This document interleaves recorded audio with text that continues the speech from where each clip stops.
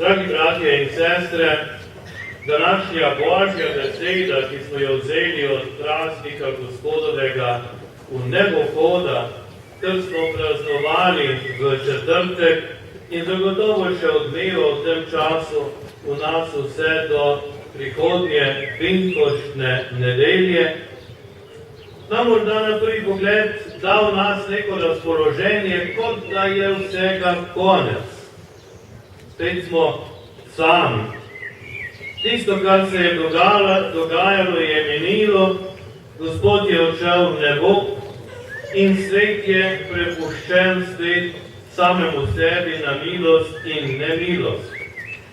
Podobno kot imamo kdaj občutek sicer v našem doživljanju vsakdana, recimo ob srečanju s prijatelji ali pa ob obiskih, ki se jih razveselimo, a vendarle minejo, ljudje odidejo, praznika je konec, druženje ravno tako in spet smo v tistem, kakor prej. Vendar se moramo o Božji besedi zavedati nečesa. Jezus namreč ostaja. Zelo jasno pravi, prejeli boste moč, pravi apostolu. Hkrati tudi zapusti zadnjo večerjo Evharistijo, ki je z nami konkretno prisoten sredi tega sveta. Apostol Pavel pa pravi v današnjem darilu Efežanom, da vam je dana milost. Bratje in sestre, tukaj pa nam Božja beseda želi sporočiti, da smo vendarle obdarovani s tem, ko smo bili obiskani. In da ta obdarovanost, tudi kot tisti, ki jo je prinesel, odide, ostaja. In z nje je moč živeti. In najprej bi rad ravno to poudaril kot zelo pomembno stvar za naše življenje. Če se namreč mi zavedamo, da nam je to ali ono dano na pot našega življenja, že življenje samo, pa družina, prijatelji, tudi različne oblike zabave in športa, različni tehnični pripomočki in podobno, se v tem lahko razveselimo, ker vemo, da ni nič naša last, temveč, da nam je vse podarjeno, da smo obdarjeni. In prav zaradi tega lahko stvari dojemamo z veseljem in ne z občutkom lastnine. Če namreč človek doživlja stvari okrog sebe in druge ljudi kot dar, ne pa kot lastnino, se vsega tega najprej resnično veseli, potem pa po drugi strani z vsem tem dela spoštljivo, ker vem, dano mi je, s tem sem obdarjen, s tem sem blagoslovljen na poti našega življenja. In prav zaradi tega nisem na tej poti sam. Nimam torej občutka, da se samo jaz borim in da si moram dopovedovati, kaj vse zmorem. In če se recimo spustim s kolesom ali z motorjem po čudoviti pokrajini in dobim občutek, vse to je moje, jaz to obvladam, tako vseko prej nesem. Vedno lepo nesem.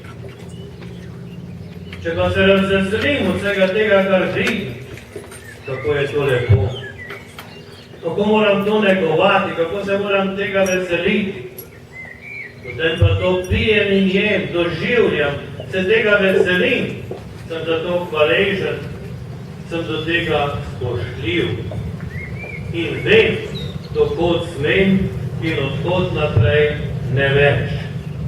In to je temeljno v našem življenju. Ne da se umikamo, ne da hodimo okrog zaprtih oči, temveč nasprotno, da smo sredi vsega, da vse vidimo, da vse doživljamo, da se vsega veselimo in da v vsem začutimo, kako nam je darovano. in zato vse doživljamo s spoštljivostjo. Potem smo varni, pa ne glede na to, v kaj se spuščamo.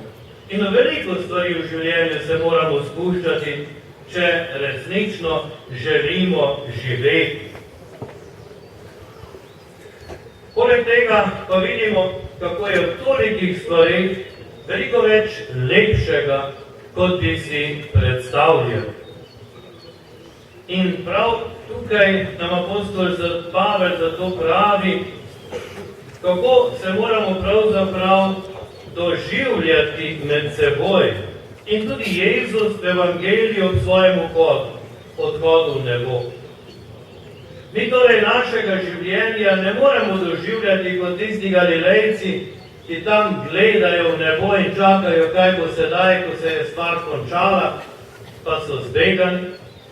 Temveč ga moramo doživljati v luči tega, kar Jezus reče apostolom: pojdite po vsem svetu in oznanjujte evangelij. Pojdite v življenje na vse možne načine, ki so vam dani. In dojemajte, veselite se tega življenja, ter ga darujte ali pa razdajajte tudi z drugimi.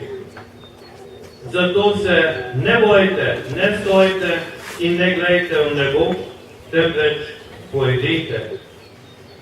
Bratje in sestre, in prav tukaj začutimo svoje poslanstvo.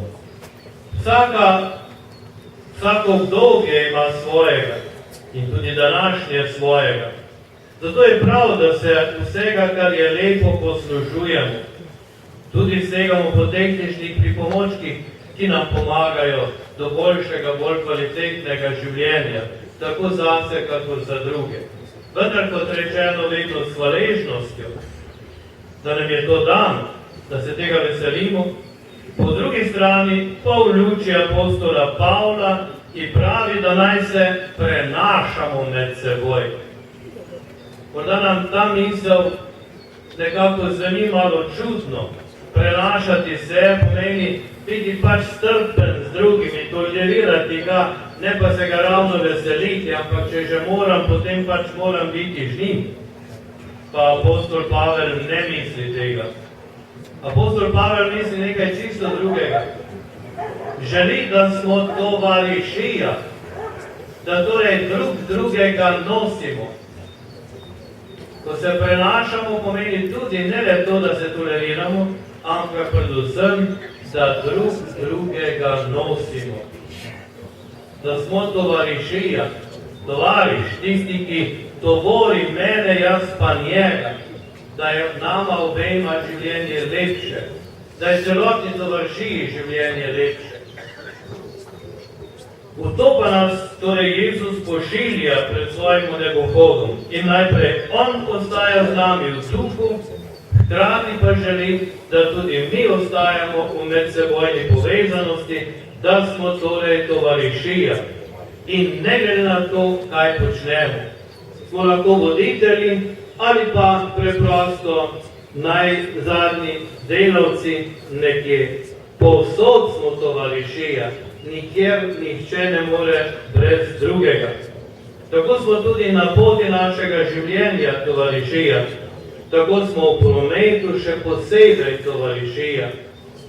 Ko dejansko čutimo in se veselimo tega, kar mi je dano in omogočamo, da se to dogaja tudi z drugim, ki ga srečujemo.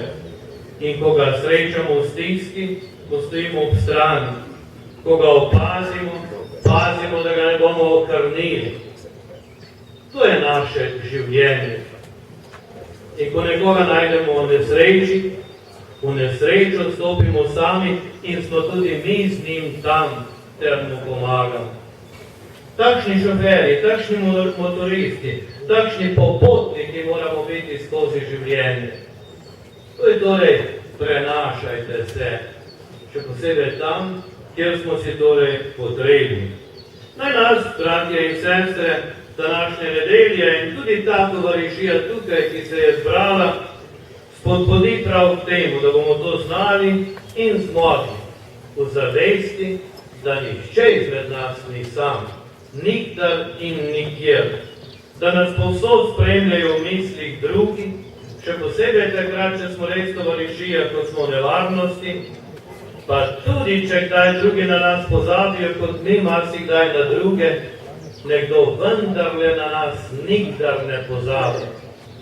Ta, katerega praznik bomo obhajali prihodno nedeljo, Sveti Duh, je Bog v naši notranjosti in je vez nas z njim in naša medsebojna vez.